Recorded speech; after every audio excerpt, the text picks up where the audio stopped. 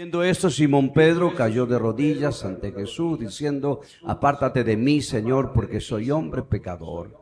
Porque por la pesca que habían hecho, el temor se había apoderado de él y de todos los que estaban con él. Y asimismo de Jacobo y Juan, hijos de Zebedeo, que eran compañeros de Simón. Pero Jesús dijo a Simón: no temas, desde ahora serás pescador de hombre. Y cuando trajeron a tierra la barca, dejándolo todo, le siguieron. Padre, recibimos tu palabra. Ella es poderosa, lo creemos. Creemos que ella tiene poder para transformar realidades en nuestra experiencia de vivir. Y a eso decimos amén. Amén. Yo creo que usted va a coincidir conmigo que todos los escritos bíblicos, por ser palabra de Dios, son poderosos y extraordinarios. Pero tiene una particularidad cuando el relato de los evangelios involucran a Jesús. Porque alrededor de él suceden situaciones extraordinarias, detalles, y me permito usar esta palabra que pido disculpas si quizás no llega a ser comprendida, en la periferia, en el círculo inmediato, siempre ocurren cosas. Por ejemplo, el foco de la atención es la pesca milagrosa, pero el punto del detalle es la elección. Bien dice el Evangelio que había dos barcas, pero eligió una. El detalle del evangelista en la observación. Pudo haber dicho: y subiendo a la barca de Simón. Pudo haberse referido directamente a la barca de Simón, pero el evangelio presenta una realidad de dos barcas y un Jesús que elige una. Y esa es la experiencia victoriosa en nuestra vida. Es que tú eres un elegido del Señor. Gracias por su entusiasmo. Tú eres una elegida del Señor. Él te eligió. Nosotros respondemos a un llamado producto de la elección. Cuando alguien le dice sí a Jesús, no es alguien que busca, sino es alguien que responde el llamado de aquel que te ha buscado.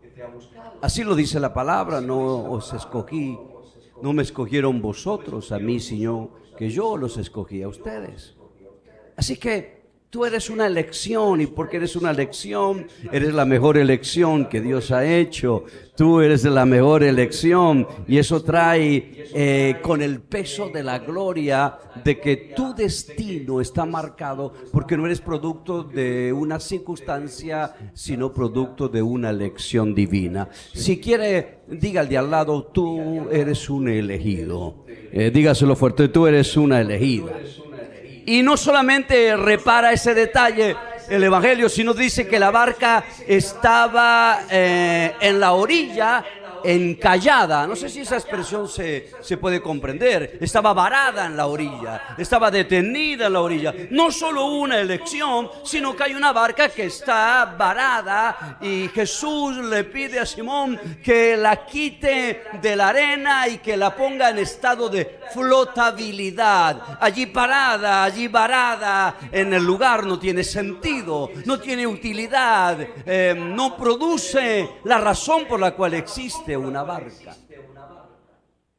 Así que es el segundo detalle extraordinario. Él te eligió, y Él no va a permitir que tu vida esté varada, que tu vida esté encallada, que tu vida esté quieta en alguna miseria, en alguna dificultad, en alguna enfermedad. El que te eligió va a ponerte a flote en esta vida, va a ponerte a flote sobre cualquier circunstancia, va a ponerte a flote sobre cualquier miseria. ¿Qué detalles que señala el Evangelio? Que no solamente es una barca elegida, sino que es una barca que está puesta a flote. Y el tercer detalle que me parece interesante es que la barca, si no está flotando, no tiene sentido. El sentido de ella, la razón, como mencioné, de su existencia es que esté a flote. Es una barca de pescadores. Y para que resulte la pesca, la barca tiene que estar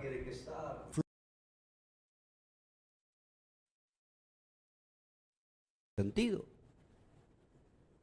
Hay personas que han perdido sentido, ya no tiene valor el matrimonio o la amistad o la vida misma. Pero el que te eligió, el que no va a dejarte arrumbado en un rincón de la vida, es el que va a volver a darte sentido a todas las cosas que tú hagas, a tu familia, a tu matrimonio, a tu economía. Claro, va a aplaudir, apláudalo. Y habiendo dicho todos estos detalles de elegir, de poner en flotabilidad, de darle sentido a la barca, e inmediatamente el Evangelio nos dice que el Señor a viva voz declara un destino a Simón: serás pescador de hombres.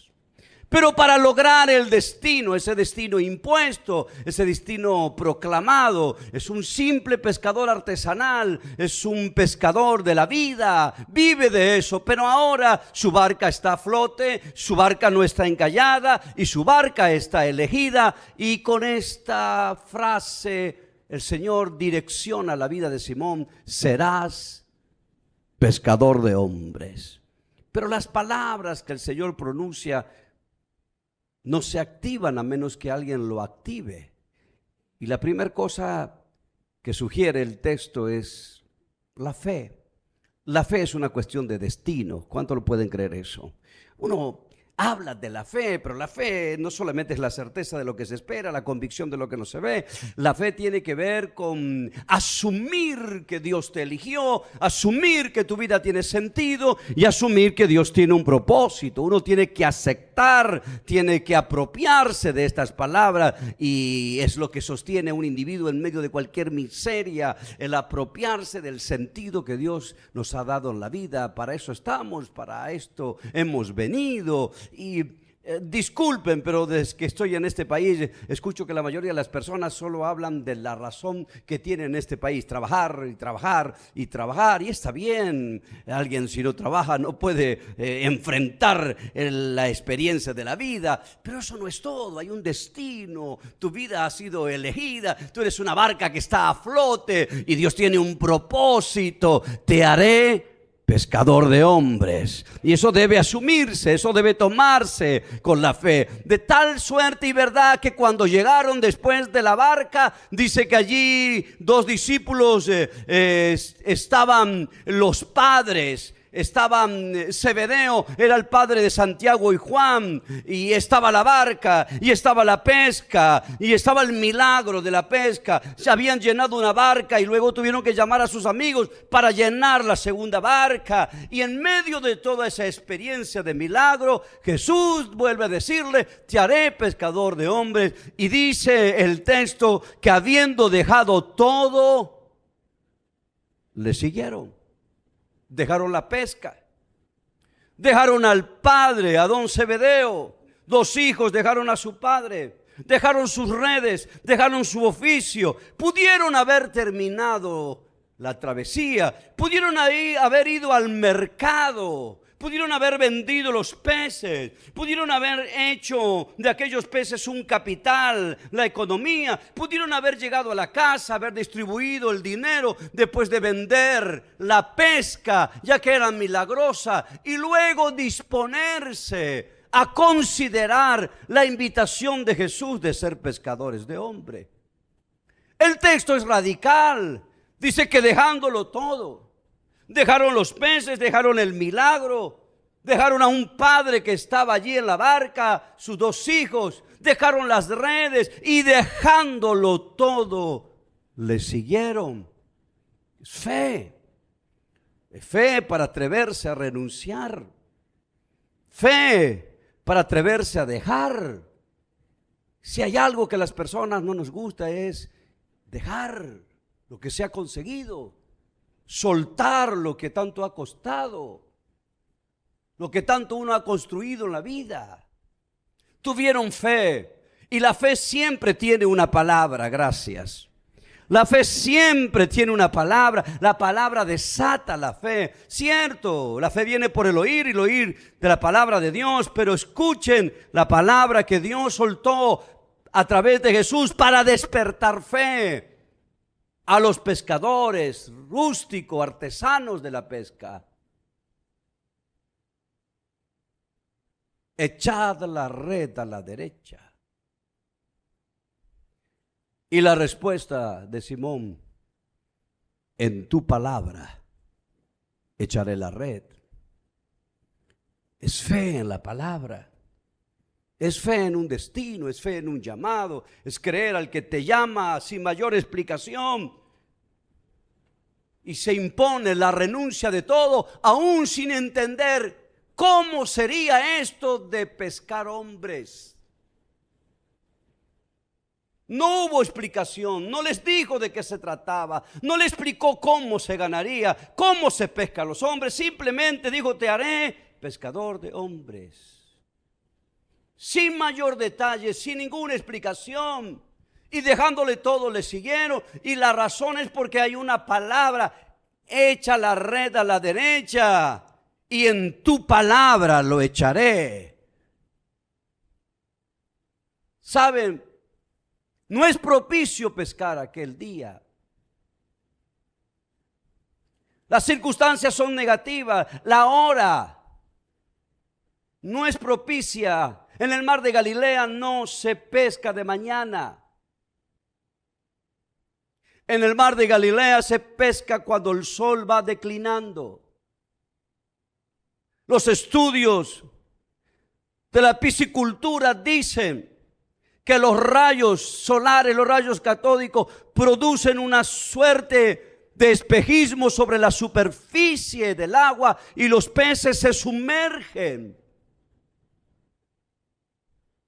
No se pesca de día, solo de noche. La razón dice que no va a haber pesca. La experiencia dice que no va a resultar. El conocimiento de los pescadores asegura que eso no será posible. Sin embargo, el que escogió la barca, el que la sacó de estar varada, el que la puso a flotar, el que le dio destino, les dio una palabra: echad la red a la derecha. Y ellos contestaron: en tu palabra echaré la red. Pero también la fe habla, porque Pedro contestó: en tu palabra echaré la red. Pedro lo expresó, Pedro lo declaró: la estoy tomando, la estoy recibiendo, y en tu palabra echaré la red. ¿Cuántos dicen amén? A mí me gusta, si va a aplaudir, apláudalo fuerte. A mí me gusta ese positivismo que tiene la fe cristiana. Diga el débil: fuerte soy. No, se lo digo de nuevo porque me están deprimiendo. Diga el débil: fuerte soy. Está declarando, se sabe que es débil, se sabe que hay debilidad, se sabe que la fuerza se ha ido, que los músculos se han envejecido. Sin embargo, la palabra dice que aun cuando la realidad de tu vida sea débil en tus fuerzas, declárate fuerte. Por su llaga fuimos nosotros curados. La oración del justo sanará al enfermo. Jehová es mi pastor, nada me faltará. Dijo el centurión: di la palabra y mi criado sanará. Eso se llama responder al que te llama, al que puso tu vida en flote. Escuchar palabra y responder a ella. Dijo Pablo: si alguno habla, hable conforme a la palabra que Dios da. No hay nada peor que un lenguaje negativo, la negatividad de la gente. No se puede, no tengo, no puedo, no alcanzo, no llego, no podré. La palabra dice que aunque pareciera que no hubo pesca, todas las noches hemos pecado. Hay alguien que está viendo lo que tú no ves, hay alguien que suelta palabra y tú tienes que responder. La reciprocidad debe ser con palabra de fe. Declárate sano, declárate próspero, declara que las puertas se abren, declara que el salario aumenta, declara que las deudas se van a pagar. Bogan mar adentro y echad la red. Y él dijo: en tu palabra lo haremos. Porque la fe necesita actuarse. Pablo escribió a los Colosenses: nuestras palabras sean con gracia, sazonadas con sal. Debe ocurrir algo, debe haber una actitud en la fe. ¿Está ahí todavía? Debes recibir, creer y declarar. Dios ve la fe. Me gusta ese pasaje. Si usted analiza la palabra, puede tener un conflicto con esto. Casi el 95% de las sanidades que hizo Jesús no se requirió fe del enfermo. Es contradictorio. Aquel padre dijo: ayúdame a la fe. Se acercó con su hijo, endemoniado, enfermo, sordomudo, sin creer. Y cuando bajaron a aquel hombre del techo, los amigos lo bajaron, dice el texto, y viendo la fe de ellos, le dijo: levántate. ¿Es la fe de los que lo trajeron, no es la fe del que está enfermo? La fe necesita actitud, porque Dios ve la fe. Y yo estoy seguro que tal vez algún enfermo en mi familia no crea, pero se sanará por mi fe. Gracias. Yo estoy seguro que alguien en mi familia no tendrá fe, pero prosperará por mi fe, se sanará por mi fe, se librará por mi fe, viendo la fe de ellos. Si va a aplaudirlo, Pablo, fuerte. Y lo más extraordinario es que la que no fue elegida, dice el relato que la tuvieron que llamar para llenarla de peces. Quiere decir que hay gente en tu vida que se van a bendecir por la bendición que Dios te da a ti, a ti, a ti, a ti. Se va a aplaudir a Pablo fuerte. O sea, cuando tu barca se llena porque tú eres un elegido, eres una elegida, hay gente que ni siquiera estaba en el asunto que también va a llenar su barca de peces. Pero permítame unos minutos finales. Un detalle final. Cuando Jesús se acerca y elige la barca, la transforma en un púlpito, luego la saca a flotar, se produce el milagro, los llama para que sean pescadores de hombres. Noten ese detalle: los discípulos estaban lavando la red. Revise las pescas. Miren todos los evangelios hipnóticos, en los 4 evangelios, y cada vez que se habla de los discípulos en relación a sus redes, se dice 3 cosas. En algunos pasajes los discípulos están lavando redes. En otros pasajes los discípulos están remendando redes. Y en otros pasajes los discípulos están reparando redes. Cada vez que usted lee los evangelios a los discípulos en relación a la pesca, lo encuentra haciendo 3 cosas: lavando, remendando, ¿está ahí todavía? Y echando las redes. Este caso están lavando. En el paralelo están echando las redes. Y en otro paralelo a este pasaje la están lavando. Aquí están lavando las redes. ¿Está ahí todavía? Entonces permítame decir esto. Echad la red. ¿Saben qué es importante dónde se ubica la red? ¿Saben ustedes cuán importante es colocar la red en el lugar correcto? En el lugar indicado. Si ella no está ubicada en el lugar correcto, no importa la barca, no importa el mar, no importa los pescadores, nada habrá resultado por el solo hecho de tener una red mal ubicada. Y revise la palabra.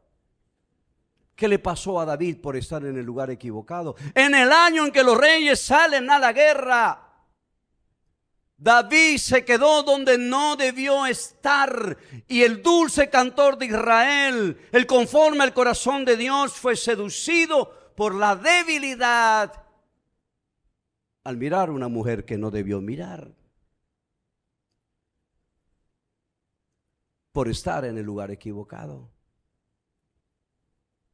Las personas necesitan estar en el sitio indicado. Las personas necesitamos estar en el ámbito correcto. Necesitamos un ámbito de amor para desarrollar nuestra capacidad de amar, un ámbito de desafío para saber desafiarnos, un ámbito de crecimiento para crecer, un ámbito espiritual para madurar en las cosas espirituales.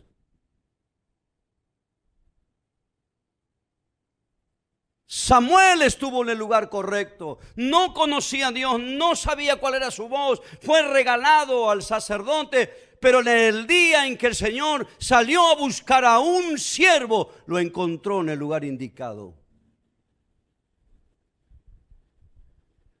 Y se transformó en el profeta que ungió a David. ¿Está ahí todavía? ¿Tiene un minuto más? ¿Me regala unos minutos más? La trágica historia de Lot.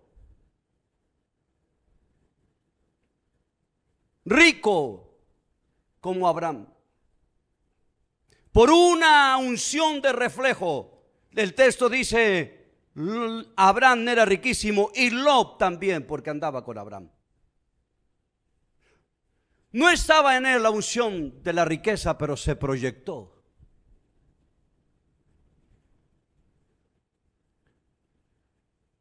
Dice que puso su tienda junto a Sodoma.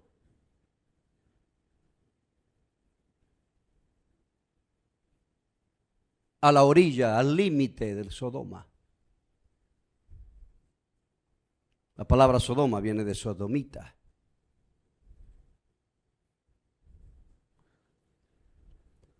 Traduce como homosexualidad. Capítulo más adelante usted recordará, ya está viviendo en Sodoma. Capítulo más adelante usted recordará que vinieron ángeles a visitar a Lot. Y recordará que el pueblo se agrupó en la puerta y les dijo, saca a esos varones para que los conozcamos. La traducción de la palabra conocer es para tener intimidad sexual. Se querían violar a los ángeles y Lot le ofrece sus hijas. La gran pregunta es, ¿qué hace un hombre de Dios ahí? ¿Cómo pudo haber terminado en esa bajeza inmoral? Por haber puesto la red en el lugar equivocado. Así que esto de echar la red es mucho más serio de lo que uno cree. Eligió la barca, la puso a flote, pero ellos tuvieron que echar la red. Lo segundo que usted va a ver en la experiencia de los discípulos como pescadores es remendar la red. No quiero ser más extenso, solo digo esto. Es complejo cuando la red está rota. Cuando, no sé si esta palabra se entiende, el mallado, ¿se entiende eso? La malla, el entremallado de la red. Si está roto, es inútil, por aún que esté en el lugar correcto. Quiero decirles esta palabra, disculpen. Los alemanes le llaman Six-Eleven al entremallado. Ellos dicen que cuando se rompe la malla de la sociedad, se desenfrena la vida. Es tan complicado poner la red en el lugar equivocado como tener la malla rota. Porque no hay límite, se filtran, sale hacia afuera los impulsos, los instintos. Así que reparaban la red. Y por último, encontrará a los discípulos lavando la red como este texto. Echando la red, reparando la red o lavando la red. ¿Por qué se lava la red? Porque de tanto en tanto, en el uso correcto de la red, las algas marinas se adhieren a ella y las hacen demasiado visible a los peces. Así que los peces cuando la ven se desvían. La suciedad del mar hace visible la red y pierde su efectividad. Estando en el lugar correcto, se ensucian. Amados míos, mis terroncitos de azúcar, ¿puedo llamarlos así? La vida por ser vida, aún a los cristianos los ensucia.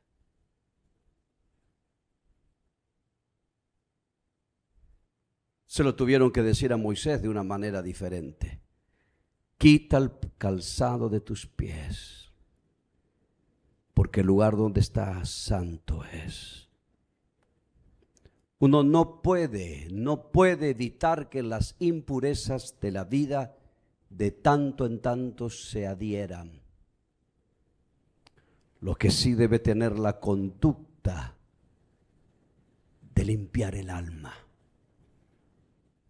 con la confesión, con el arrepentimiento, con la humillación delante de aquel que nos ha escogido y ha puesto nuestra barca a flotar. Si va a aplaudirlo, apláudalo. Yo le llamo la dignidad del descalzo. Se descalzó. Los hebreos tienen una vasija. Ni bien uno traspasa la puerta de la casa, ya a su mano derecha hay una vasija.